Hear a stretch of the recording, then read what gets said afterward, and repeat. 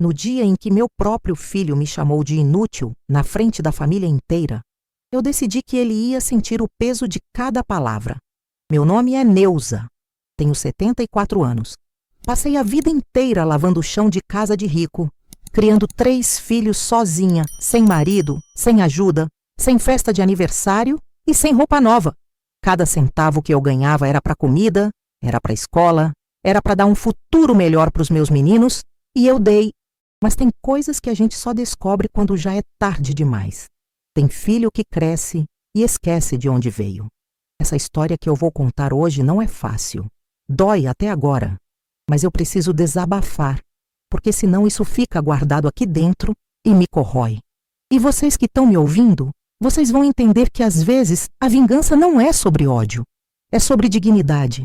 É sobre mostrar para quem te pisoteou que você ainda está de pé. O que eles não sabiam é que eu tinha tudo nas mãos. Cada palavra, cada riso debochado, cada insulto, tudo gravado. E quando chegou a hora, eu mostrei para todo mundo quem era o monstro de verdade. Mas antes de eu contar o que eu fiz, deixa eu voltar um pouco e explicar como tudo começou. Como é que uma mãe que deu a vida pelos filhos acaba sendo tratada como lixo pelo próprio sangue. Antes de continuar, se você gosta de histórias de vingança e superação, se inscreve no canal, hein? E conta aqui nos comentários de onde você está nos ouvindo. A gente adora saber até onde nossas histórias chegam. E pode ter certeza, essa aqui você não vai esquecer tão cedo. Eu nasci em 1951, numa cidadezinha perto de Campinas, interior de São Paulo. Meu pai era pedreiro, minha mãe costureira. A gente não tinha nada, mas também não passava fome.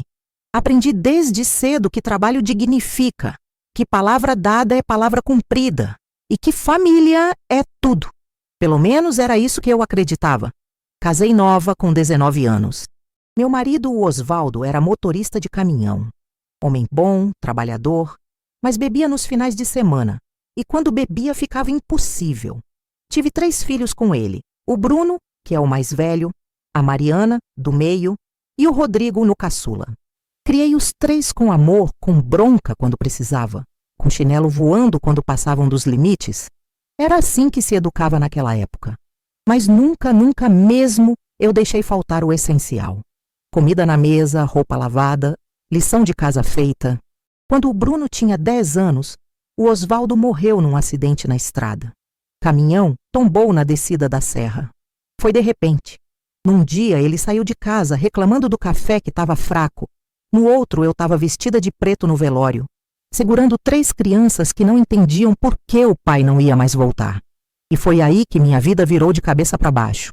Eu tinha 32 anos, 3 bocas para sustentar e nenhuma profissão além de ser dona de casa. O que eu sabia fazer? Cozinhar, lavar, passar, limpar. Então foi isso que eu fiz. Comecei a trabalhar como faxineira, casa de madame, escritório, consultório. Onde me chamavam, eu ia. Acordava às 5 da manhã, deixava as crianças na escola, pegava 2 ônibus, trabalhava o dia inteiro, voltava, fazia janta, ajudava com lição e caía na cama exausta para no outro dia fazer tudo de novo. Não tinha final de semana, não tinha feriado, não tinha aquele luxo de sentar e assistir novela, de ir no salão, de comprar uma blusa nova. Tudo era para os meninos: caderno, lápis, uniforme, sapato. Quando sobrava um trocado, eu guardava. Sempre guardei. Aprendi com minha mãe que a gente nunca sabe quando vai precisar. O Bruno ele sempre foi o mais inteligente. Tirava nota boa, lia livro, queria estudar. Eu fiz de tudo para ele conseguir. Paguei cursinho, dei dinheiro para passagem, comprei os livros. Ele entrou na faculdade de administração. Foi o primeiro da família a ter diploma. Eu chorei de orgulho no dia da formatura, pensei. Valeu a pena. Todo o sacrifício valeu a pena. Meus outros 2 filhos também se viraram.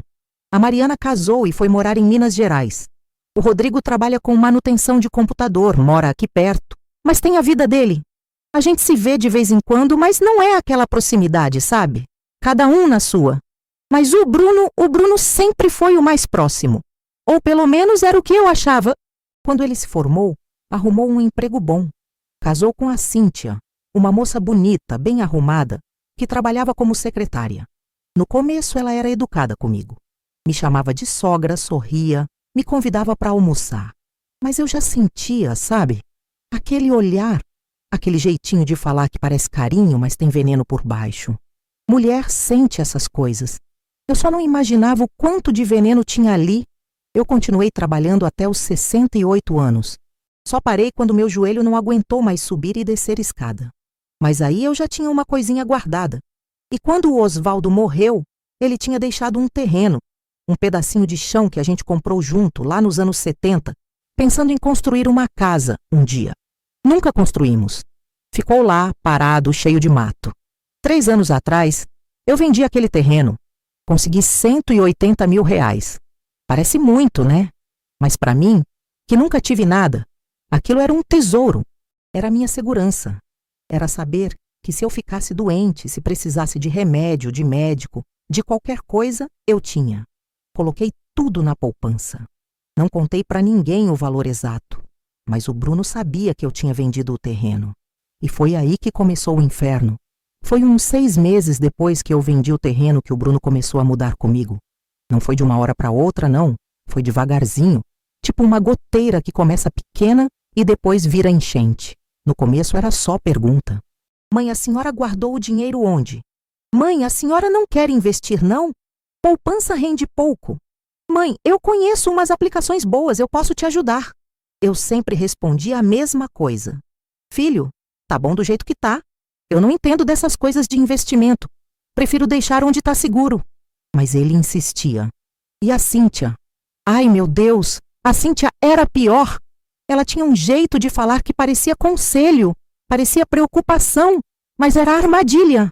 Sogra, a senhora trabalhou a vida inteira. Merece aproveitar esse dinheiro. Que tal a gente fazer uma viagenzinha juntos? A senhora paga a parte da senhora, é claro. Ou então, sogra, o Bruno tá com um projeto muito bom.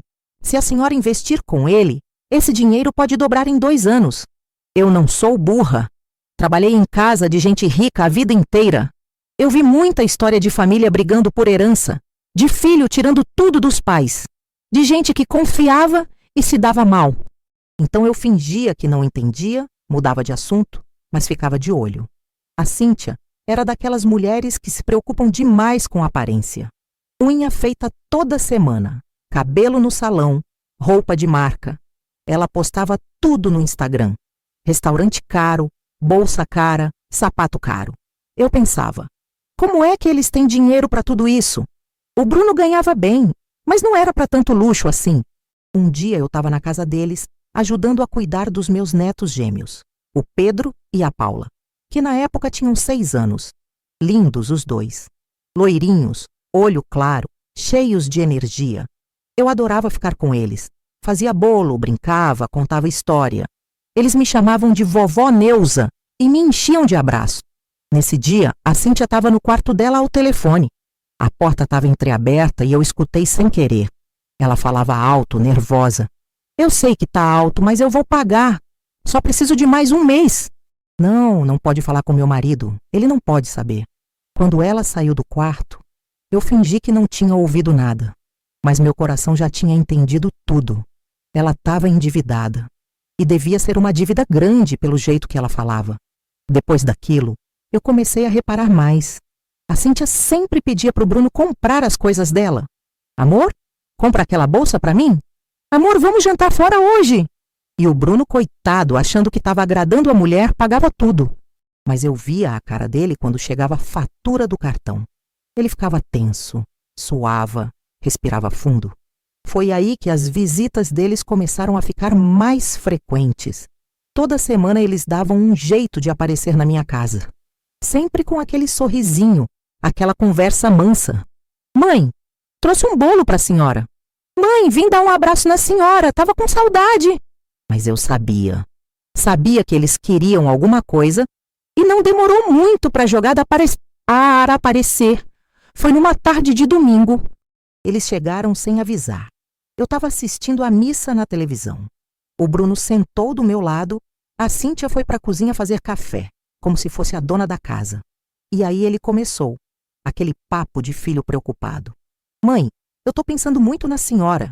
A senhora mora sozinha. A senhora está envelhecendo. E se acontecer alguma coisa? Quem é que vai cuidar da senhora?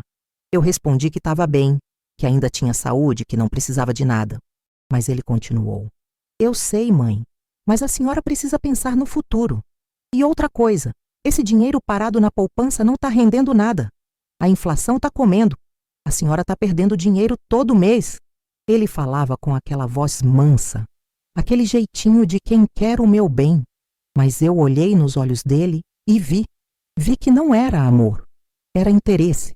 Os olhos do meu filho, que eu embalei no colo, que eu acordei de madrugada para dar mamadeira, que eu enxuguei o choro, estavam frios.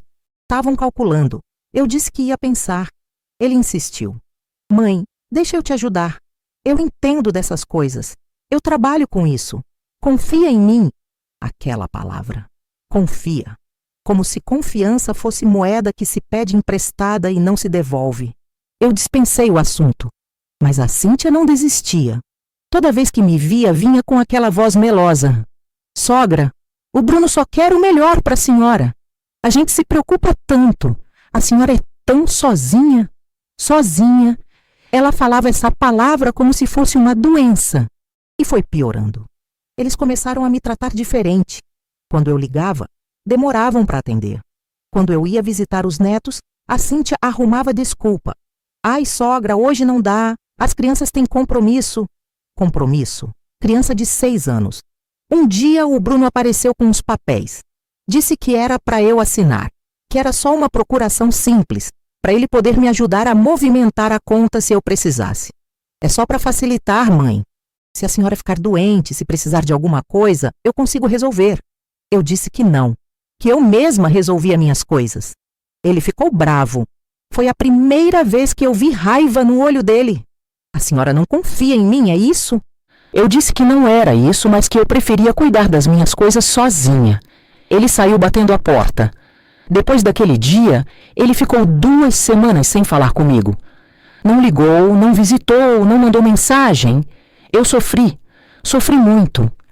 Porque por mais que eu soubesse que ele estava errado, ele ainda era meu filho. E mãe não deixa de amar filho, mesmo quando o filho deixa de amar mãe. Aí a Cíntia começou a me ligar, chorando, dizendo que o Bruno estava muito triste, que eu tinha magoado ele, que eu não confiava nele depois de tudo que ele tinha feito por mim. Tudo que ele tinha feito por mim, eu é que passei fome para ele comer. Eu é que lavei banheiro de rico para pagar a faculdade dele. Eu é que dei tudo. Mas na boca dela, parecia que eu era a ingrata. Eu pedi desculpas. Não porque eu estava errada, mas porque eu queria paz. Queria meu filho de volta. E quando a gente ama, a gente se humilha. A gente engole sapo. A gente aceita migalha. Mas eles não queriam paz. Eles queriam meu dinheiro. E quando viram que eu não ia dar de bom grado, decidiram pegar de outro jeito. Foi em abril de 2024 que eu descobri a verdade. E descobri do jeito mais doloroso possível. Eu tinha ido ao banco pagar a conta de luz. Naquela época eu ainda fazia tudo sozinha, não dependia de ninguém. Cheguei lá, peguei a senha, sentei esperando. Quando me chamaram, fui até o guichê. A moça que me atendeu era nova, simpática. Ela olhou no computador e disse: "A senhora quer fazer mais alguma movimentação além do pagamento?" Eu disse que não, que era só a conta mesmo. Aí ela falou: "Tá bom. Só um minutinho que eu vou verificar o saldo da poupança da senhora." Ela digitou alguma coisa, franziu a testa, digitou de novo. Depois me olhou com uma cara estranha. "Dona Neuza, a senhora fez algum saque recentemente?" Meu coração gelou. "Não, filha. Por quê?" Ela virou a tela para o meu lado. Lá tinha uma movimentação de R$10.000. Transferência, feita 3 dias atrás. Eu senti as pernas bambas. Eu não fiz isso. A moça chamou o gerente. Ele veio, um homem de uns 40 anos, de terno, todo sério. Me levou para uma salinha. Pediu meus documentos, checou tudo. Depois me mostrou a tela. Lá estava a minha assinatura. Ou melhor, uma assinatura que parecia a minha. Mas eu juro pela memória do meu falecido que eu não tinha feito aquilo. "A senhora tem certeza que não autorizou ninguém? Algum familiar?" Eu gelei. Familiar. O Bruno tinha passado na minha casa 2 dias antes dessa movimentação. Disse que tinha esquecido a carteira no carro e me pediu um copo d'água. Ficou sozinho na cozinha enquanto eu fui buscar. Minha bolsa estava lá em cima da mesa. Eu contei para o gerente. Ele ficou sério. Disse que ia abrir uma investigação interna, que aquilo podia ser fraude. Me deu um papel para assinar, dizendo que eu não tinha autorizado a movimentação. Saí de lá tremendo. Não de medo, de raiva, de decepção, de dor. Cheguei em casa e fui direto olhar meus documentos. Estava tudo no lugar, mas aí eu reparei numa coisa. Tinha uma folha do banco, aquelas de movimentação, que eu não lembrava de ter pegado. Estava dobrada dentro da minha bolsa. Peguei, olhei. Alguém tinha feito uma cópia da minha assinatura. Tinha tentado treinar minha letra ali, no verso da folha. Meu filho tinha roubado minha assinatura. Meu próprio filho. Eu não dormi aquela noite. Fiquei sentada na cozinha, tomando chá, olhando para o nada, pensando, lembrando. Quantas fraldas eu troquei? Quantas noites eu fiquei acordada quando ele tinha febre? Quantas vezes eu deixei de comer para sobrar mais comida para ele? E agora ele estava me roubando. No dia seguinte, eu liguei para ele. A Cíntia atendeu. Disse que ele estava ocupado. Eu disse que era urgente. Ela bufou e passou o telefone. O Bruno atendeu com aquela voz de quem está com pressa. Oi, mãe. Fala rápido que eu tô no meio de uma reunião. Eu respirei fundo. Bruno, sumiu 10 mil reais da minha conta. Silêncio. Daqueles silêncios pesados que falam mais que 1000 palavras. Depois ele disse, como assim, mãe? A senhora deve ter feito alguma confusão. Confusão. Ele estava me chamando de louca, de velha confusa. Eu disse, não fiz confusão nenhuma. Alguém usou minha assinatura sem autorização. O banco está investigando. Outro silêncio. Mãe, a senhora precisa ter mais cuidado. Deve ter caído em algum golpe. Essas quadrilhas adoram enganar idoso. Idoso. A palavra doeu mais do que devia. Ele não disse mãe, disse idoso, como se eu fosse só mais uma velha boba que cai em golpe. Eu desliguei o telefone sem me despedir. 2 dias depois ele apareceu na minha casa, com a Cíntia, os dois. Sentaram na minha sala, aquela sala pequena que eu limpava todo dia, onde eu tinha as fotos deles na estante, os desenhos dos netos na geladeira, e me olharam como se eu fosse uma criança. Mãe, a gente está preocupado. A senhora anda muito esquecida. A senhora tem certeza que não fez essa transferência e esqueceu? Eu disse que não, que eu tinha certeza absoluta. A Cíntia suspirou, daquele jeito teatral. Sogra, a senhora já tem 74 anos. É normal esquecer as coisas. Minha avó era assim também. Eu olhei para ela e pensei, você não conheceu minha vida, menina? Você não sabe quanta memória eu tenho. Lembro de cada centavo que eu ganhei, de cada conta que eu paguei, de cada fralda que eu lavei no tanque. E você vem me chamar de esquecida? Mas eu não disse nada. Só olhei para o Bruno. Ele desviou o olhar. E eu soube. Soube que tinha sido ele. Um filho olha nos olhos da mãe quando é inocente. Quando é culpado, ele foge. Eles foram embora pouco depois. Mas antes de sair, o Bruno se virou e disse, mãe, pelo bem da senhora, a gente acha melhor a senhora deixar esse dinheiro comigo, para a senhora não correr risco de cair em mais golpes. Eu disse não. Disse que eu mesma cuidava do meu dinheiro. Ele apertou a mandíbula. Vi o músculo do maxilar dele pulsar, mas não disse mais nada.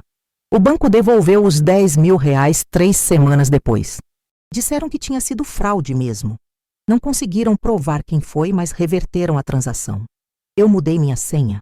Mudei tudo. Guardei meus documentos num lugar que só eu sabia. E fiquei de olho. Mas o estrago já estava feito. Porque não era sobre o dinheiro. Era sobre o que aquilo representava. Meu filho tinha tentado me roubar. E quando não conseguiu, me chamou de louca. A Cíntia, eu descobri depois pela minha irmã Cida, que tem uma amiga que trabalha numa loja de roupa, cara, estava devendo 60 mil reais no cartão de crédito. 60 mil. Ela tinha gastado em bolsa, roupa, sapato, jantar em restaurante chique, viagem, enquanto o marido dela não sabia de nada. E ela tinha contado para o Bruno que o cartão era empresarial, que era para trabalho dela. Mentira! Era dívida de consumo, de luxo, de ostentação. E ela precisava daquele dinheiro, do meu dinheiro, para pagar a dívida sem o marido descobrir. E usou meu filho para isso. Envenenou ele. Colocou na cabeça dele que eu era velha, confusa, que ia morrer logo de qualquer jeito, que aquele dinheiro tinha que servir para alguma coisa. E meu filho, que eu achei que era homem de caráter, acreditou. Ou quis acreditar porque era conveniente. Eles não tentaram de novo. Mas começou outra coisa, pior. Eles começaram a me humilhar, a me diminuir, a me fazer sentir que eu era um peso, que eu não servia para nada, que minha existência era um incômodo. E fizeram isso devagarzinho, como veneno que cai gota por gota até matar. Depois que o banco devolveu o dinheiro, eles pararam de tentar me convencer a entregar a grana, mas começaram outra estratégia. E essa doía mais, muito mais. Primeiro foi o distanciamento. O Bruno parou de me ligar. Antes ele ligava toda semana. Perguntava como eu estava, se eu precisava de alguma coisa. Depois que eu recusei a ajuda dele com o dinheiro, passou um mês sem notícia. Eu que ligava. E quando ligava, ele atendia seco. Oi, mãe. Tô ocupado, mãe. Depois a gente conversa. Eu tentava marcar de visitar os netos. Afinal, Pedro e Paula eram minha alegria. Mas sempre tinha desculpa. Ah, mãe, hoje não dá. Eles têm natação. Hoje tem festa de aniversário de um coleguinha. Hoje a Cíntia vai levar eles no shopping. Eu oferecia para ir junto, para ajudar. Não precisa, mãe. A gente dá conta. Uma vez eu apareci de surpresa. Toquei a campainha. A Cíntia abriu a porta e fez uma cara. Aquela cara de quem vê uma visita indesejada. Ai, sogra, a senhora não avisou que vinha.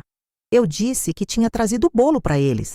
Ela pegou o bolo, agradeceu sem sorrir e disse: Obrigada, mas a gente está de saída. As crianças têm inglês. Eu ouvi a voz dos meus netos lá dentro. Vovó? É a vovó? O Pedro veio correndo. Me abraçou. Vovó, fica! Vamos brincar! A Cíntia segurou ele pelo ombro. Pedro, não pode, você tem aula, dá tchau para vovó. E fechou a porta na minha cara. Eu fiquei ali parada na frente daquela porta fechada, ouvindo meu neto chorando do outro lado.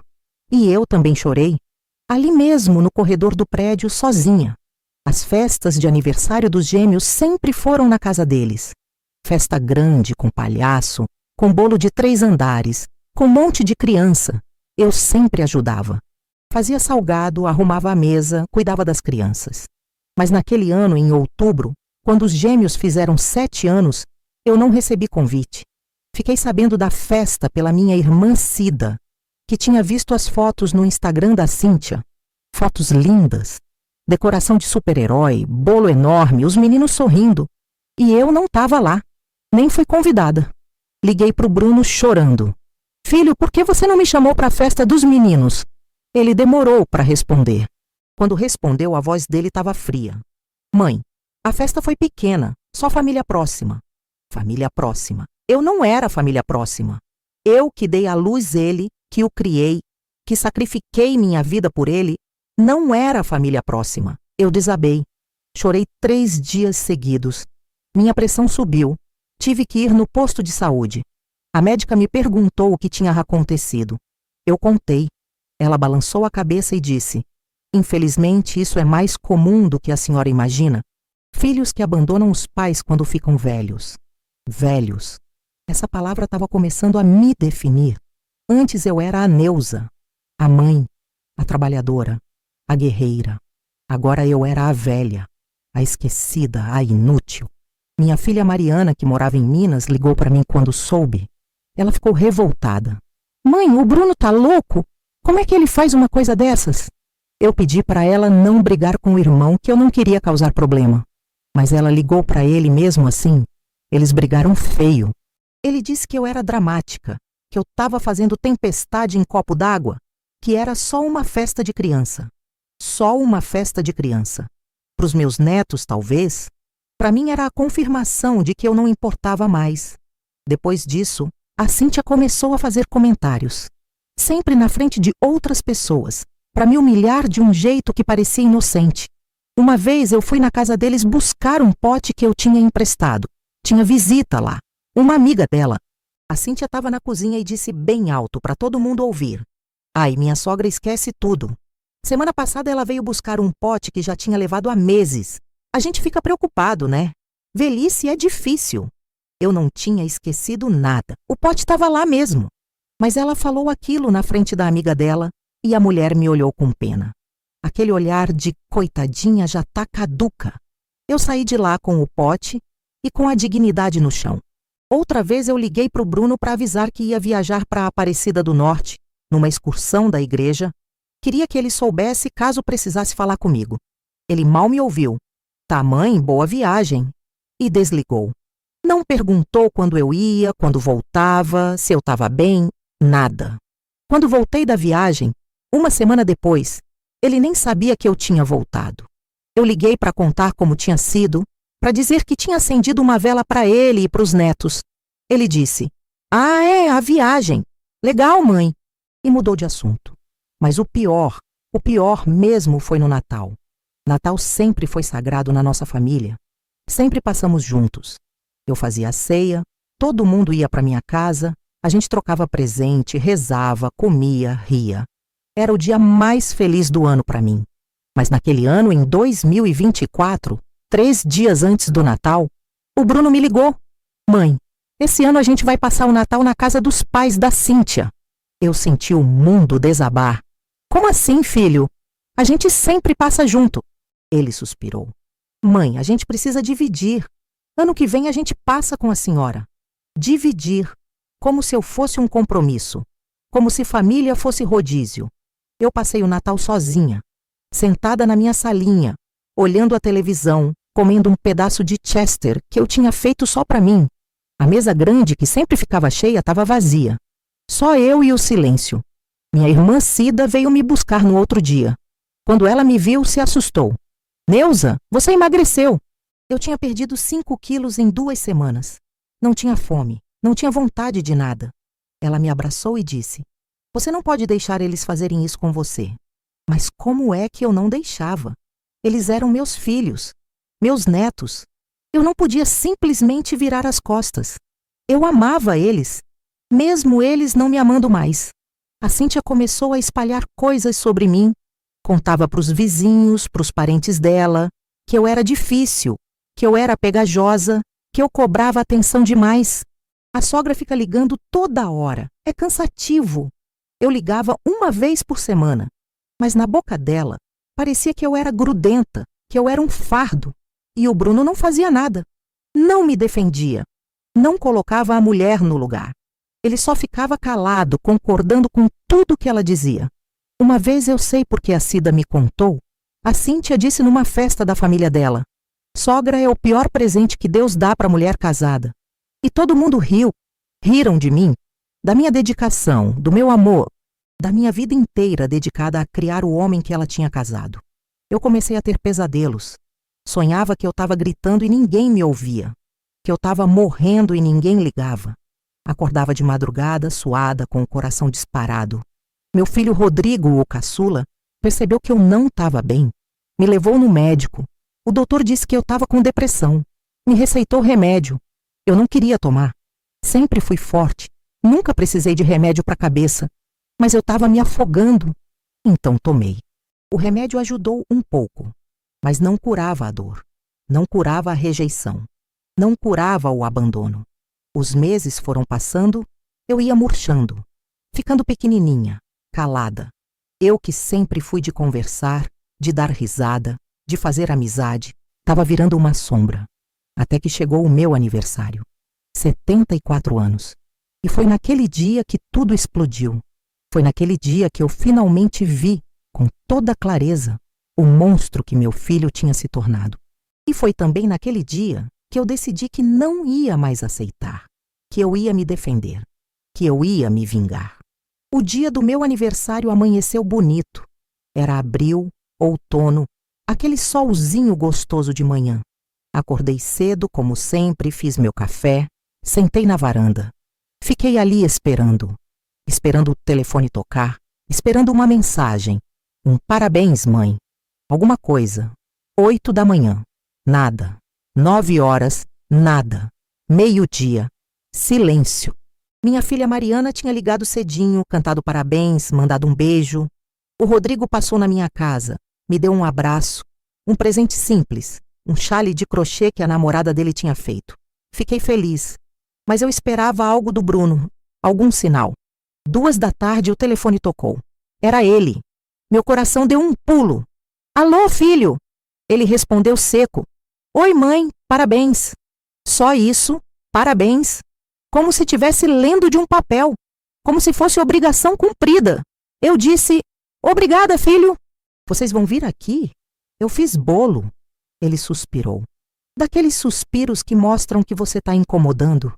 Mãe, hoje está corrido, mas a Cíntia falou para a senhora passar aqui em casa mais tarde, lá para as 6 horas. Tá bom? Meu coração encheu de esperança. Eles iam fazer alguma coisa para mim. Talvez um jantar, talvez uma surpresa pequena. Eu disse que sim, que eu ia. Desliguei e fiquei arrumando. Tomei banho, passei perfume, coloquei minha roupa melhor. Aquela blusa azul que eu ganhei da Mariana no Natal passado. Até passei batom. Queria estar bonita para os meus netos. Cheguei na casa deles às 6 em ponto. Toquei a campainha. Ouvi barulho lá dentro. Risos. Vozes. Meu coração acelerou. Será que tinha mais gente? Será que era surpresa? A Cíntia abriu a porta. Estava com uma roupa linda, toda maquiada, perfumada. Mas o sorriso dela era falso. Daqueles sorrisos que não chegam nos olhos. Oi, sogra, entre. Entrei. A sala estava normal. Nenhuma decoração, nenhum bolo, nenhuma surpresa. Só o Bruno sentado no sofá mexendo no celular e minha irmã Cida, que estava ali também. Eu não sabia que ela ia estar lá.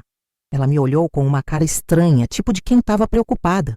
Os gêmeos vieram correndo me abraçar. Vovó, parabéns, vovó. Aquilo me encheu de alegria. Pelo menos eles lembraram. Pelo menos eles me amavam. A Paula me deu um desenho que ela tinha feito. Uma casa, um sol e eu com eles. Lindo. Eu chorei. A Cíntia falou, tá, crianças, agora vão pro quarto brincar. Os adultos precisam conversar. Conversar sobre o quê? Eu pensei que ia ser parabéns, que ia ter um bolo, que a gente ia comemorar. Mas não, eles queriam conversar. Sentei no sofá. A Cida veio sentar do meu lado. Segurou minha mão. Senti que alguma coisa ruim ia acontecer. O Bruno largou o celular. Me olhou, aquele olhar frio, calculista. Respirou fundo e disse, mãe, a gente precisa ter uma conversa séria com a senhora. Eu engoli seco. Sobre o quê, filho? A Cíntia sentou do outro lado, cruzou as pernas, ajeitou o cabelo. Ela estava preparada para aquilo, ensaiada. Sogra, a gente está preocupado. A senhora está ficando velha, está ficando difícil a senhora viver sozinha. A gente acha que a senhora precisa de ajuda. Eu disse que estava bem, que eu dava conta de tudo sozinha, que ainda tinha saúde. O Bruno balançou a cabeça. Mãe, a senhora não está bem. A senhora fica ligando toda hora, fica cobrando atenção, fica criando problema. Criando problema. Eu, que só queria ver meus netos, que só queria um pouquinho de carinho, eu estava criando problema. Eu tentei me defender. Filho, eu não ligo toda hora. Eu só quero saber como vocês estão. Eu sou sua mãe. A Cíntia soltou uma risada. Uma risada curta, seca, cheia de veneno. Sogra, a senhora liga 3, 4 vezes por semana. A senhora aparece sem avisar. A senhora fica cobrando a gente. Isso é sufocante. Sufocante. Meu amor de mãe era sufocante. Eu olhei para o Bruno, esperando que ele me defendesse. Que ele falasse alguma coisa. Mas ele só ficou ali, parado, concordando com a cabeça. Como se eu fosse realmente um problema. Como se eu fosse um fardo. Minha irmã Cida não aguentou. Bruno, como é que você deixa sua mulher falar assim com sua mãe? No dia do aniversário dela? Ele nem olhou para ela. Respondeu para mim. Mãe, a tia Cida não mora aqui. Ela não sabe como é. A senhora precisa entender que a gente tem nossa vida, nossos compromissos. A gente não pode ficar cuidando da senhora toda hora. Cuidando de mim? Eu nunca pedi para ninguém cuidar de mim. Eu sempre me virei sozinha. Sempre. A Cíntia continuou. E outra coisa, sogra. A gente sabe que a senhora tem um dinheiro guardado. Um dinheiro bom. A senhora podia usar esse dinheiro para pagar alguém para cuidar da senhora. Ou então, sei lá, ir morar num lugar com mais estrutura. Lugar com mais estrutura. Ela estava falando de asilo. Sem falar a palavra, mas era isso. Asilo. Eu senti minha garganta apertar. Meus olhos encheram d'água. Vocês querem me colocar no asilo? O Bruno suspirou. Daquele jeito cansado. Como se eu fosse uma criança teimosa que não entendia nada. Mãe, não é asilo. É uma casa de repouso. Um lugar onde a senhora vai ter gente cuidando. Onde vai ter atividades. Onde vai fazer amizades. Amizades. Como se eu não tivesse amigos. Como se minha vida fosse vazia. Minha irmã Cida se levantou. Isso é um absurdo. Neuza trabalhou a vida inteira. Criou vocês. E agora vocês querem jogar ela num asilo? Vocês são monstros. A Cíntia também se levantou. Com todo respeito, tia Cida, mas isso não é assunto seu. É assunto nosso, da nossa família. Nossa família. Eu não era mais da família deles. Eu era um problema a ser resolvido. O Bruno também levantou. E foi aí que ele falou. Aquelas palavras que me destruíram, que me quebraram por dentro, que eu nunca, nunca vou esquecer. Mãe, ele parou. Olhou para mim. Vi nos olhos dele uma frieza que eu nunca tinha visto. A senhora não serve mais para nada. A senhora só atrapalha. A gente tem nossa vida, nossos filhos, nosso trabalho. A gente não tem tempo para ficar cuidando de mãe. A senhora devia estar num lugar próprio para isso, num asilo. Onde o velho fica? Velho, asilo. Não serve para nada. Cada palavra foi uma facada. Eu senti meu peito apertar, minha respiração falhar, minha visão embaçar. Eu olhei para o meu filho, para o homem que eu carreguei na barriga, que eu embalei no colo, que eu ensinei a andar, a falar, a ser gente. E ele estava me jogando fora, como se eu fosse lixo. A Cíntia sorriu, um sorriso pequeno, satisfeito, e disse bem baixinho, mas eu ouvi: velha inútil. Eu não consegui falar, não consegui gritar, não consegui chorar. Fiquei ali, paralisada, sentindo meu mundo desabar. Minha irmã Cida me pegou pelo braço. Vamos embora, Neuza. Vamos embora agora. Ela me levantou. Eu estava tremendo.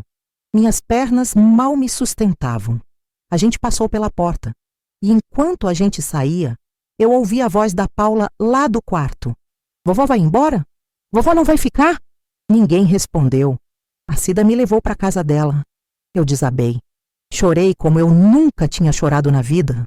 Chorei pela humilhação, pela rejeição, pela dor de ver meu filho me desprezar daquele jeito. Chorei pela vida que eu dei, pelo amor que eu ofereci e pelo nada que eu recebi de volta. Fiquei 12 dias na casa da minha irmã. 12 dias de cama, sem comer direito, sem dormir direito, só chorando, só sentindo a dor. Aquela dor que não passa com remédio, que não sara com o tempo, que fica ali, cravada no peito, lembrando que você não importa, que você não vale nada. Minha irmã cuidou de mim, me deu comida, me deu carinho, me deu colo. E foi ela que me acordou, literalmente. No 12º dia, ela entrou no quarto, abriu a janela, puxou o cobertor e disse: levanta, Neuza.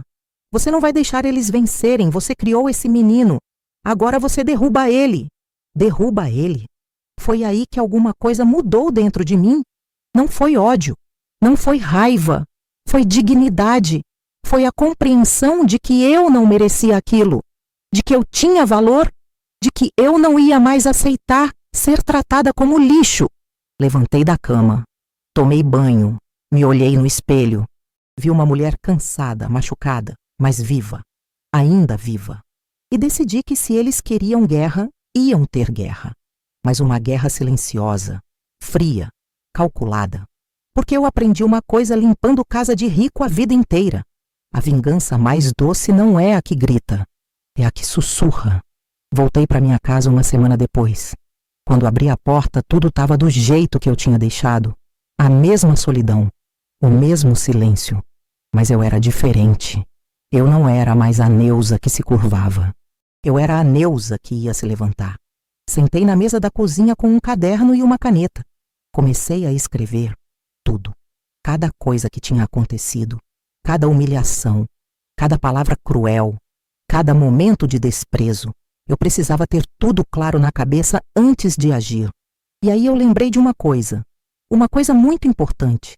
No dia do meu aniversário, Quando eu estava sentada naquela sala sendo humilhada, eu tinha meu celular na mão. E quando a conversa começou a ficar pesada, quando eu percebi que aquilo não ia ser boa coisa, eu apertei o botão de gravar. Sem ninguém ver. O celular estava na minha bolsa, mas o gravador estava ligado. Peguei o celular. Fui nas gravações. E lá estava. 23 minutos. Cada palavra, cada insulto. A voz do Bruno dizendo que eu não servia para nada. A voz da Cíntia me chamando de velha inútil. Tudo. Gravado. Guardado. Provado. Ouvi aquilo umas 5 vezes. E cada vez que eu ouvia, em vez de chorar, eu sentia uma força crescer dentro de mim, porque eu tinha algo que eles não imaginavam. Eu tinha a verdade na palma da mão. Mas eu não podia agir com raiva. Não podia agir de qualquer jeito. Eu precisava ser inteligente. Precisava pensar. Então esperei. Fiquei quieta. Fingi que estava arrasada, que estava acabada, que tinha aceitado meu lugar de velha inútil. O Bruno ligou uma vez, 2 semanas depois do meu aniversário. Perguntou se eu estava bem. Eu disse que sim, com voz fraca, cansada. Ele disse: "Que bom, mãe. A gente se preocupa com a senhora." Mentira, ele não se preocupava. Ele só queria ter certeza que eu não ia causar problema. Eu disse: "Filho, eu pensei no que você falou, sobre o asilo. Talvez você tenha razão. Talvez eu seja velha demais para viver sozinha." Ouvi o alívio na voz dele. "É, mãe. A senhora vai ver que é melhor assim. A gente vai procurar um lugar bom." Deixei ele pensar que tinha vencido, que eu tinha me rendido. Enquanto isso, eu preparava meu contra-ataque. Primeira coisa, fui no advogado. Um advogado que minha irmã conhecia, homem sério, de confiança, Dr. Mário. Contei tudo para ele, mostrei a gravação. Ele ficou chocado. "Dona Neuza, isso é abandono afetivo. A senhora pode processar." Eu disse que não queria processar. Queria coisa melhor, queria fazer um testamento novo. Expliquei o que eu queria. Ele colocou tudo no papel. Eu assinei. Reconheci firma. Registrei em cartório. Tudo certinho. Tudo legal. No Novo Testamento eu deixava meus R$180 mil para uma instituição de idosos aqui de Campinas. Um lugar que eu conhecia, que cuidava bem dos velhinhos, que tratava eles com dignidade. O lugar que meu filho queria me enfiar, mas de graça, para se livrar de mim. Eu ia dar meu dinheiro para ajudar outros velhos, velhos como eu, que mereciam respeito. Pro Bruno e pra Cíntia, nada, nenhum centavo, nenhuma lembrança, nada. E tinha uma cláusula especial no testamento. Se alguém contestasse, se alguém tentasse reverter, a gravação do dia do meu aniversário seria anexada ao processo, para todo mundo ouvir, para a família inteira saber, para a cidade inteira saber se fosse preciso. O Dr. Mário me olhou com respeito. "A senhora é uma mulher forte, dona Neuza. Eles não sabem com quem mexeram." Mas eu ainda não tinha terminado. Segunda coisa, juntei minha família, toda ela. Marquei um almoço na casa da minha irmã Cida.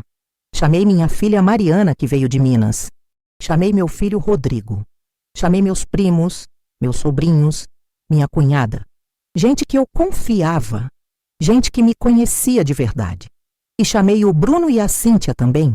Disse que era importante, que eu precisava falar com todo mundo, que era sobre o meu futuro. Eles foram, claro que foram.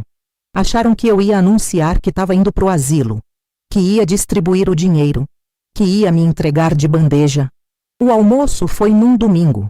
Minha irmã fez comida boa. Arroz, feijão, bife, salada, farofa. Coisa simples, mas feita com carinho. Todo mundo chegou. A casa estava cheia. 15 pessoas contando as crianças. O Bruno e a Cíntia chegaram por último. Entraram com aquela pose de quem está fazendo favor. Cumprimentaram todo mundo, mas ficaram meio afastados. Senti o desconforto deles. Minha filha Mariana mal olhou para o irmão. Estava revoltada com ele. Depois do almoço, todo mundo foi para a sala. Minha irmã serviu café. Aí eu pedi silêncio. Gente, eu chamei vocês aqui porque eu preciso falar uma coisa importante. Todo mundo parou. Me olharam. O Bruno cruzou os braços. A Cíntia estava mexendo no celular, desinteressada. Respirei fundo. Vocês todos sabem que no dia do meu aniversário, há um mês atrás, Eu fui na casa do Bruno e da Cíntia, e naquele dia aconteceu uma coisa muito triste. A Cíntia levantou os olhos do celular. O Bruno ficou tenso. Continuei. Naquele dia, o meu filho, que eu criei sozinha, que eu dei tudo o que eu tinha, me disse que eu não servia para nada, que eu só atrapalhava, que eu devia estar num asilo. Ouvi alguns suspiros na sala. Minha filha Mariana fechou os olhos, respirando fundo. O Bruno tentou interromper. Mãe, não foi bem assim. Eu levantei a mão. Deixa eu terminar. Minha voz saiu firme, mais firme do que eu imaginava. E a mulher dele me chamou de velha inútil. Silêncio pesado. Todo mundo olhou para o Bruno e para a Cíntia. Ela ficou branca. Ele ficou vermelho. A Cíntia gaguejou. Eu não falei isso. A senhora está confundindo. Peguei meu celular. Eu não estou confundindo nada. Apertei o play. A voz do Bruno saiu clara, alta, para todo mundo ouvir. Mãe, a senhora não serve mais para nada. A senhora só atrapalha. A gente tem nossa vida, nossos filhos, nosso trabalho. A gente não tem tempo para ficar cuidando de mãe. A senhora devia estar num lugar próprio para isso. Num asilo, onde velho fica. E depois a voz da Cíntia, venenosa, baixinha, mas audível.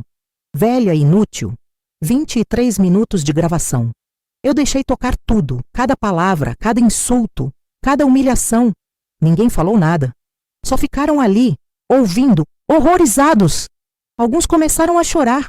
Minha filha Mariana estava com a mão na boca, lágrimas escorrendo. Meu filho Rodrigo estava com as mãos fechadas, tremendo de raiva. O Bruno tentou falar. Eu estava nervoso. Eu não quis dizer. Minha filha Mariana explodiu. Não quis dizer? Você chamou nossa mãe de inútil. Você disse que ela não serve para nada. Ela se levantou, foi para cima dele. Você é uma vergonha. Você é um monstro. O Rodrigo também se levantou. Foi até o Bruno. Ficou cara a cara com ele. Ela te criou sozinha, rapaz. Ela passou fome para você comer. E você faz isso com ela? Empurrou o ombro do Bruno. Você me enoja. A Cíntia tentou sair. Minha cunhada bloqueou a porta. Fica aí. Você vai ouvir tudo. Desliguei a gravação. Todo mundo me olhava. Alguns com pena, outros com raiva do Bruno e da Cíntia. Eu continuei com a voz calma. Eu fiz um testamento novo. Todos que... O meu dinheiro, os R$180 mil que eu guardei, vai para uma instituição de idosos. Um lugar que cuida de velhos inúteis como eu. Olhei para o Bruno. Você não vai receber nada. Nem você, nem sua mulher, nem seus filhos. O Bruno ficou pálido. Mãe, espera. Não. Você esperou eu morrer para herdar. Agora não vai herdar nada. Respirei fundo. E mais uma coisa. Essa gravação vai ficar com o meu advogado. Se você tentar reverter o testamento, se você tentar me prejudicar de qualquer forma, ela vai ser divulgada. Para todo mundo. Para os seus amigos, para os seus colegas de trabalho, para a cidade inteira. Aí todo mundo vai saber que tipo de filho você é. Silêncio absoluto. A Cíntia começou a chorar. Aquele choro falso, dramático. Sogra, desculpa. Eu estava estressada. Eu não queria. Eu olhei para ela, olhei nos olhos dela. Você queria sim. Você envenenou meu filho. Você o transformou num monstro por causa de dívida. R$60 mil no cartão que seu marido não sabe. Não sabe, né, Bruno? Ele virou para ela, chocado. O quê? Ela abriu a boca. Fechou. Não saiu som nenhum. Eu tinha investigado. Tinha pedido para Cida pegar informação com a amiga dela que trabalhava na loja. Tinha confirmado tudo. E agora eu jogava a bomba. Ela tem uma dívida de R$60 mil, Bruno. De roupa, bolsa, restaurante, viagem. E ela queria usar meu dinheiro para pagar. Por isso vocês tentaram roubar minha assinatura no banco. Por isso vocês queriam me convencer a dar o dinheiro para vocês. O Bruno olhou para a mulher dele como se estivesse vendo ela pela primeira vez. Isso é verdade? Ela chorou mais alto. Não negou. Não conseguiu negar. Minha irmã Cida veio até mim. Me abraçou. Sussurrou no meu ouvido.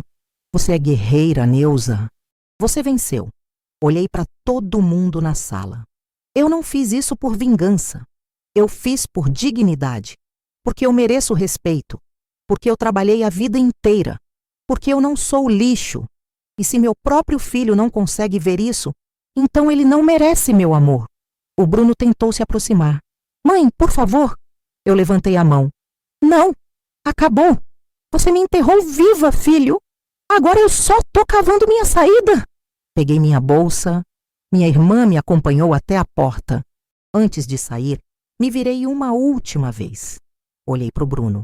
Aquele homem que foi meu bebê, meu menino, meu orgulho. E não senti nada. Nem amor, nem ódio. Só vazio. Vocês não são mais bem-vindos na minha vida. Não quero mais ver vocês. Não quero mais ouvir vocês. Para mim, vocês morreram. E saí. Saí daquela casa e não olhei para trás. Minha irmã Cida me levou para a casa dela de novo. Mas dessa vez eu não fiquei de cama. Dessa vez eu fiquei de pé. Nos dias seguintes, meu celular tocou. Tocou muito. O Bruno ligava, mandava mensagem, pedia desculpa, chorava, dizia que tinha errado, que estava arrependido, que não sabia o que tinha dado nele. Eu não atendia. Bloqueei o número dele, bloqueei o da Cíntia também. Minha filha Mariana ficou comigo uma semana. A gente conversou muito, chorou junto. Ela me disse: Mãe, eu admiro a senhora. A senhora é a mulher mais forte que eu conheço.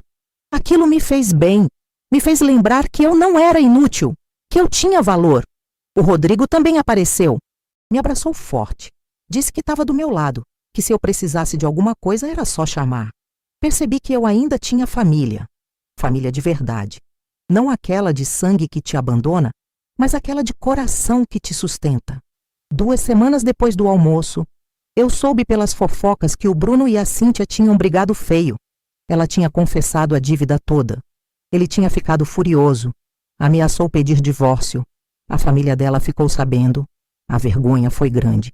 A mãe dela, que sempre foi metida a importante, ficou envergonhada. Cortou relação com a filha por um tempo. O Bruno perdeu o emprego 3 meses depois. Não foi por causa direta do que aconteceu, mas foi por consequência. A história vazou, alguém contou. E numa cidade pequena como Campinas, todo mundo fica sabendo de tudo. Os colegas dele ficaram sabendo que ele tinha humilhado a mãe, que tinha tentado roubar dela. O chefe dele, que era um homem de família, homem de valores, não gostou. Inventou uma desculpa e mandou ele embora. Eu soube disso e não senti prazer. Não senti alegria, senti vazio. Porque no final das contas, ele ainda era meu filho. E mãe não deixa de ser mãe, mesmo quando o filho deixa de ser filho. Mas eu não voltei atrás. Não mudei o testamento. Não perdoei. Porque perdão não é esquecer. Perdão não é aceitar ser pisoteada. Perdão é você se libertar da dor. E eu me libertei. Voltei a viver. Voltei a sorrir. Comecei a sair com minha irmã, com minhas amigas da igreja. Fiz uma viagem para a Bahia, um sonho antigo. Conheci o mar pela primeira vez aos 74 anos. Molhei meus pés na água salgada e chorei. Chorei de emoção, de liberdade, de recomeço. Coloquei meu dinheiro rendendo melhor com a ajuda do advogado. Não dei para ninguém, mas também não precisei. Estava guardado, seguro para o meu futuro e para o futuro dos velhinhos que iam receber quando eu partisse. Os netos, meu Pedro e minha Paula, eu não vi mais. Isso doeu. Dói até hoje. Mas eu sei que um dia, quando eles crescerem, quando entenderem, eles vão me procurar.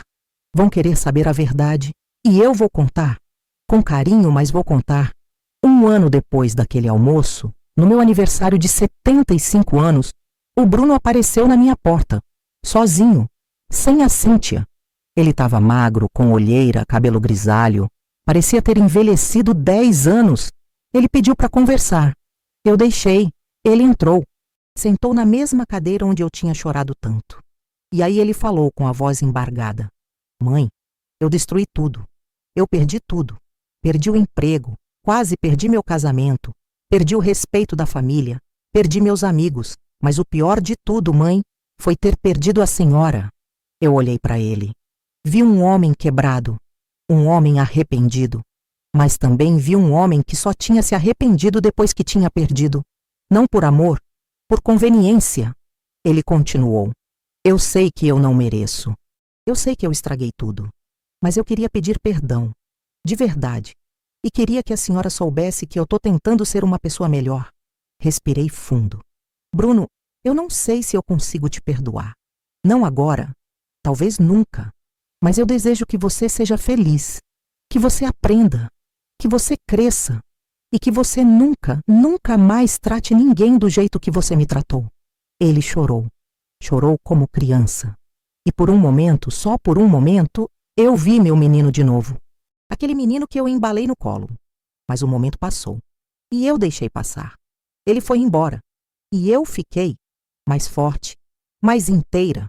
Mas eu, hoje, quase 2 anos depois, eu vivo em paz.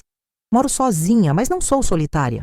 Tenho minha irmã, meus filhos que me amam de verdade, minhas amigas, minha igreja, minha vida. Aprendi que vingança não é sobre destruir o outro. É sobre se levantar. É sobre mostrar que você ainda está de pé, que ninguém te derruba. E se você, que está me ouvindo agora, passa ou já passou por algo parecido, eu quero que você saiba. Você não é inútil. Você não é um peso. Você tem valor. E se alguém não consegue ver isso, o problema não é você, é quem está olhando. Se inscreve no canal, deixa seu like, compartilha essa história com quem precisa ouvir. E conta aqui nos comentários. Você já passou por uma situação de desprezo familiar? Como você reagiu? A gente adora ler suas histórias. Eu sou a Neuza, tenho 76 anos. E eu tô viva, bem viva.